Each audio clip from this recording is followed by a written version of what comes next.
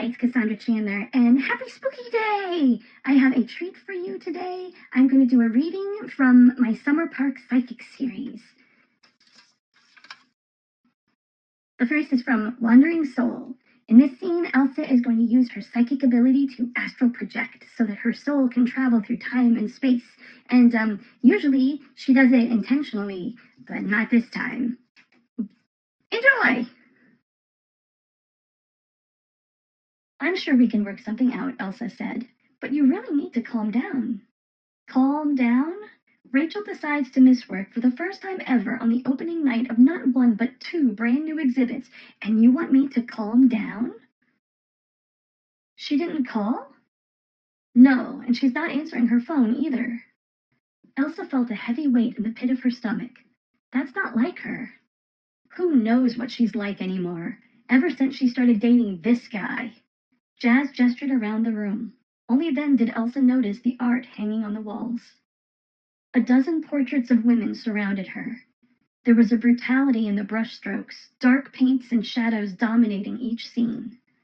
All of the subjects were hiding their faces, cowering from view. She stood up slowly, the fine hairs on her body standing on end.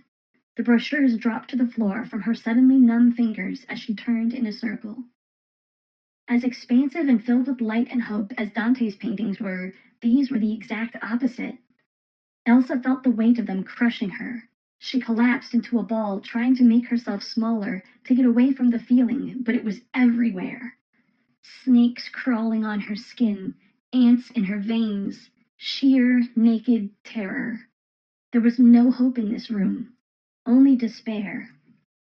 And then she traveled. It wasn't like any of the times she'd traveled before. She felt herself leave her body, but she moved straight up into the air and could look down and see the city beneath her. It was like she was flying, but she couldn't control where she was going. She felt herself being pulled away from the city to an area sparsely housed and overgrown with palms and patches of evergreen. She plummeted toward the earth so quickly that she screamed, though she knew no one could hear her. When she landed, it took a moment to realize that she had stopped. There was no light. She was so disoriented, it seemed she could feel the world spinning. She heard a faint rattling noise. Chains. And then she heard a whimper. Someone was in the room with her. Man, I love that scene. It's so intense. Gosh, I hope that you enjoy Summer Park Psychics and read Wandering Soul. It's a perfect read for a spooky night. See ya!